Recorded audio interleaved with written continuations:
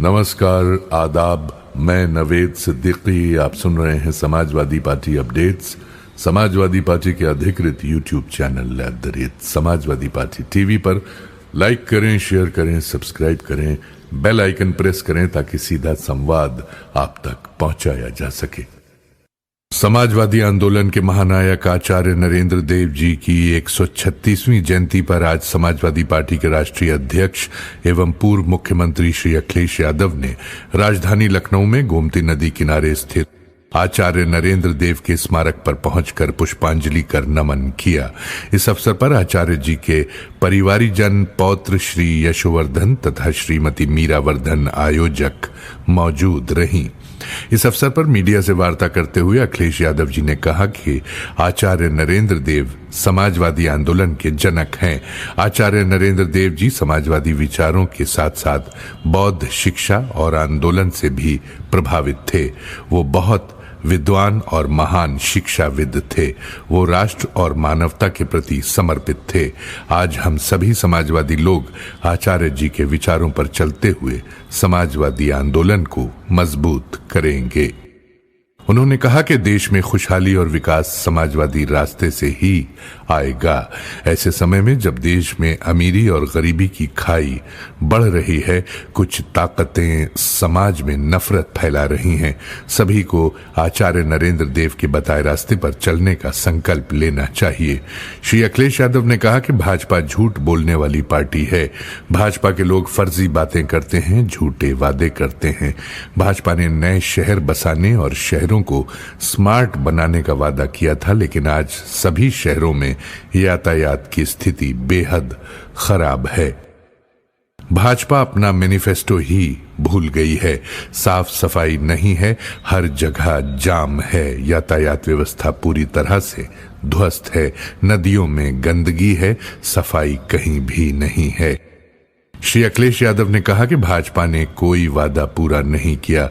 नौजवानों को 2 करोड़ नौकरी देने का वादा किया था, किसानों की आय दोगुनी करने का वादा किया था। ना नौजवानों को नौकरी दी और ना किसानों की आय दोगुनी हुई। किसानों को डीएपी और खाद नहीं मिल रही है। किसानों को धान का सही मूल्य नहीं मिल रहा है। धान खरीद नहीं हो रही है। किसान भटक रहा है। समाजवादी पार्टी के राष्ट्रीय अध्यक्ष एवं पूर्व मुख्यमंत्री श्री अखिलेश यादव ने मतदाता सूची के एसआईआर में जातीय जनगणना के लिए कॉलम जोड़ने की मांग की। श्री यादव ने कहा कि मतदाता सूची के एसआईआर का काम शुरू हो रहा है। इस कार्य में सरकार के अधिकारी, बीएलओ के साथ सभी राजनीतिक दलों के प्रतिनिधि लग रहे हैं। ऐसे में एसआईआर में जातीय जनगणना का भी एक कॉलम जोड़ा जाए, जिससे प्राथमिक स्तर पर जातीय जनगणना का भी कार्य हो जाए। समाजवादी पार्टी प्रदेश मुख्यालय में आयोजित एक प्रेस कॉन्फ्रेंस में श्री अखिलेश यादव ने कहा कि जातीय जनगणना होने से नीतियां बनाने, योजनाएं लागू करने, गरीबों को आर्थिक और सामाजिक रूप से बराबर खड़ा करने में मदद मिलेगी। श्री अखिलेश यादव ने कहा कि एसआईआर के साथ ही जातीय कॉलम के जरिए जनगणना होने के बाद में मंडल कमीशन की तरह फैसले लेने और सामाजिक न्याय के राज की स्थापना में आसानी होगी। उम्मीद है कि सरकार इस सुझाव को मानेगी और लागू भी करेगी।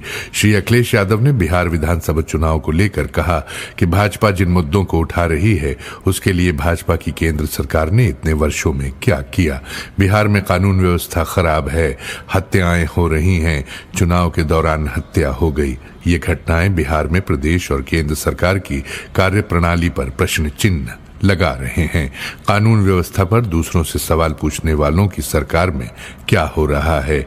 श्री अखिलेश यादव ने कहा कि उत्तर प्रदेश में भी कानून व्यवस्था ध्वस्त है। लगातार हत्या, लूट, महिलाओं के साथ अपराध की घटनाएं हो रही हैं।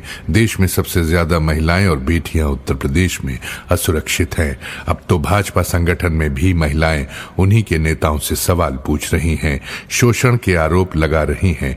भाजपा सरकार में अन्याय, अत्याचार, शोषण, अपमान सब चरम पर है।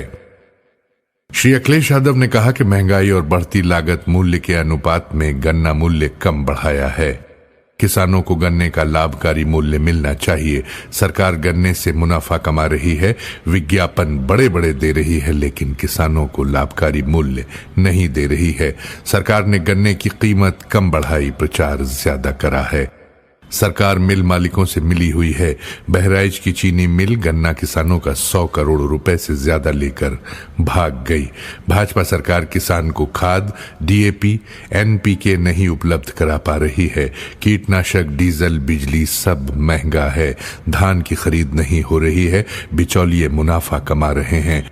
किसानों का धान एमएसपी पर नहीं खरीदा जा रहा है। भाजपा सरकार मंडियां बेचना चाहती है। शहरों में किसान मंडियां बहुत कीमती जमीनों पर हैं, सरकार निजी हाथों को देना चाहती है। श्री अखिलेश यादव ने कहा कि भाजपा सरकार में दलित, पिछड़ों, अल्पसंख्यकों पर अत्याचार चरम पर है। पीडीए के साथ अन्याय हो रहा है। काकोरी की घटना हो या बलरामपुर की घटना, दलितों, पिछड़ों को अपमानित किया जा रहा है। कानून व्यवस्था पर भाजपा का जीरो टॉलरेंस जीरो है। भाजपा सरकार में स्वास्थ्य सेवाएं बर्बाद हैं, गरीबों को इलाज नहीं मिल पा रहा है। जब समाजवादी पार्टी की सरकार के समय प्रदेश का बजट 4 लाख करोड़ रुपए था, तब गरीबों का इलाज मुफ्त था। 108 और 102 एम्बुलेंस की व्यवस्था की गई थी, जो मरीजों को घर से अस्पताल ले जाती थी। भाजपा सरकार ने एम्बुलेंस सेवाएं भी बर्बाद कर दी। आज प्रदेश का बजट 8 लाख करोड़ रुपए का है। स्वास्थ्य सेवाएं चौपट हैं। समाजवादी सरकार बनने पर गरीबों का पूरा इलाज मुफ्त होगा। अस्पतालों की स्थिति में सुधार आएगा। मेडिकल की विश्व स्तरीय सुविधा उपलब्ध कराई जाएगी। एम्बुलेंस की सुविधाएं बढ़ाई जाएंगी। समाजवादी पार्टी के राष्ट्रीय अध्यक्ष एवं पूर्व मुख्यमंत्री श्री अखिलेश यादव 1 नवंबर 2025 शनिवार से बिहार विधानसभा चुनाव में इंडिया गठबंधन के प्रत्याशियों के पक्ष में चुनावी जनसभाएं करेंगे और जिताने की अपील करेंगे। श्री अखिलेश यादव 1 नवंबर 2025 से 5 नवंबर 2025 तक लगातार बिहार में चुनावी दौरे पर रहेंगे। ये जानकारी समाजवादी पार्टी के मुख्य प्रवक्ता श्री राजेंद्र चौधरी ने दी। इसी के साथ आज के ये अपडेट्स यहीं समाप्त होते हैं। कल नए अपडेट्स के साथ आपसे फिर मुलाकात होगी, फिर मुखातिब होंगे। तब तक कबूल कीजिए नवेद सिद्दीकी का सलाम, नमस्कार, शुभ रात्रि।